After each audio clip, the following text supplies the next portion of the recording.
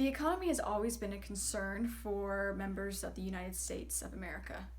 Um, it is obvious in the political debates today, especially with the fight for 15. The argument that the economy would be benefited by raising the minimum wage from $7.25 an hour to $15 an hour. Several leading politicians have been shown to make clear their support for this, including Joe Biden, Bernie Sanders, and Donald Trump. However, I would argue that if we as citizens of the United States truly wanted to help our economy, it would be better for us to abolish the minimum wage than to raise it, because having a minimum wage hurts low skill and young workers and leads to higher unemployment.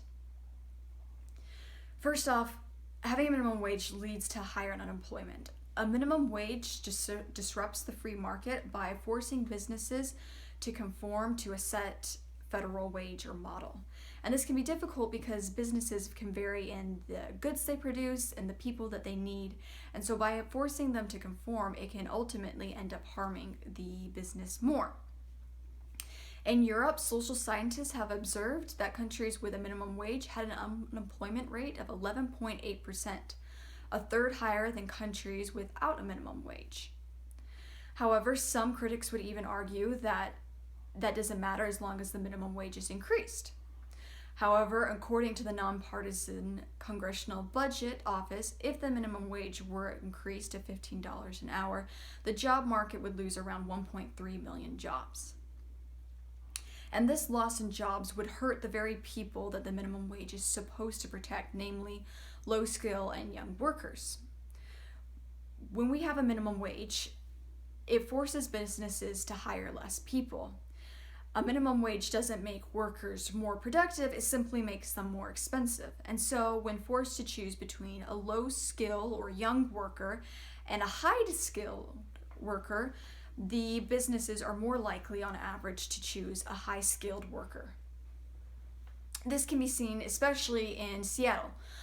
For example, in recent years, the minimum wage was gradually raised to $15 an hour. Studies researching the impact of raising the minimum wage found that in Seattle, low-skilled workers were hurt by this increase, their earnings dropping by an average of $1,500 a year.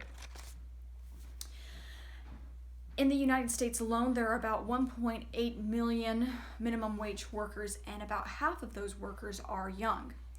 In a study by Thomas A. Morose and Timothy H. Savage, they discovered that those who struggled with unemployment at an early age are more likely to struggle with unemployment later on in their lives.